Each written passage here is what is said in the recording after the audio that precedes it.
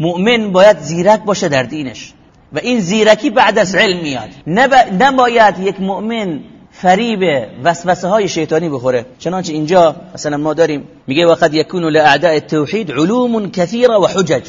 شاید اون دشمن توحید با علم بیاد، با حجت بیاد، دلیل داشته باشه. فلما جاءتهم رسلهم بالبينات فرحوا بما عندهم من العلم.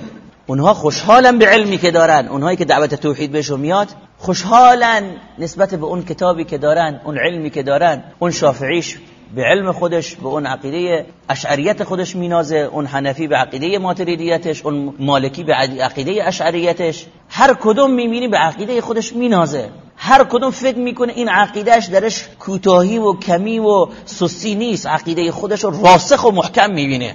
خوشحالن، خوشبینن به ادلهشون، به براهینشون.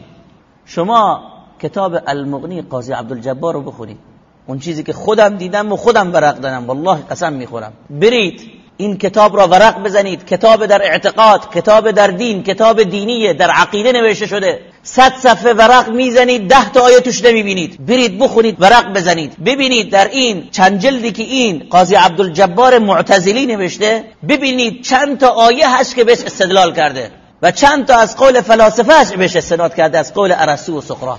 اهل توحید را به عنوان مجسمه یاد میکنه. اینا قائل این که خداوند جسمه. چون چی؟ چون اهل توحید میگن خدا بر عرشه، میگن اینا مجسمن، قائلن به یک جسمی بالای عرش. اهل توحید را چنین خطاب میکنن. دلیلشون چیه؟ ارسطو. چون ارسطو گفته خدا جسم نیست، اینا هم میگن و لازمه جسم بودن اینه که خدا نبینه، چون اگر ببینه خدا میشه جسم، چون اگر خدا حرف بزنه خدا میشه جسم، چون جسمه که سخن میگه، جسمه که میبینه. چون خدا جسم نیست، پس چنانچه ارسطو گفته، پس هر کسی که بگه خدا میشنوه و سخن میگه مجسمه هست. پس اهل توحید مجسمه ان. اونایی که قبول دارن خدا بر عرشه، اینا مجسمه ان. دلیل و مدرکش چی بود؟ عقل. گفته ارسطو، گفته سقراط، ارسطیوس، فیثاغورس و دیگران از سران فلسفه. مدرکشون، برهانشون اینه. آیا به نظر شما اینها پیامبر بودن؟ اینها از طرف خدا فرستاده شدن که ما را به سوی بهشت هدایت بکنن؟ خیر والله، حاشا و کلا. خدا پیامبران را برای نجات ما فرستاد، نه اینها. خوشحال نشید، خوشحال نشید به این علمتان، به این فرهیختگانتان، به این فیلسوفانتان، به این متکلمینتان. خوشحال نشید. اینها پیامبر نبودن، اینها رهرو راه پیامبران خدا نبودن.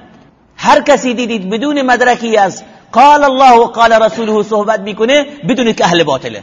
هرچند که سخنش را زیبا بسازه، قشنگش بکنه، بیاد سخنش را با زخرفه و با زیبارایی بکنه، بیاد کتابشو رنگارنگ چاپ بکنه، بیاد ادلهاشو در کروشه و رنگ قرمز و رنگ آبی و سبز بذاره، گول رنگ رو نخورید، فریب زیبایی رو نخورید. با آب طلا هم براتون بنویسن، براتون نباید مدرک باشه. مدرک اون سخنی هست که استوار بر پایه علم صحیح، علم وحی، قرآن و سنت.